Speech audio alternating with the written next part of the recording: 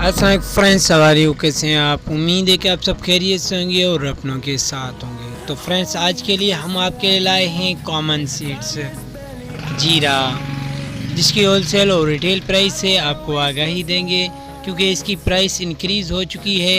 इसलिए हमने सोचा कि अपने फ्रेंड्स को इसकी प्राइस की अपडेट दें। तो फ्रेंड्स, आपको पता है कि मेरा चैनल एक इन्फॉर्मेशन चैनल है, ऑनलाइन बिजनेस नहीं है, सिर्फ आपको प्राइस की इन्फॉर्मेशन। तो फ्रेंड्स, आप जैसे देख रहे हैं मेरी स्क्रीन पर दो क्वालिटी है। आज हम आपको इसकी होलसेल प्राइस से आगाही देंगे। इसकी जो वीआईपी है, स्पेशल है, उसकी प्राइस इस वक्त चल रही है 2200 रुपीज़, 2200।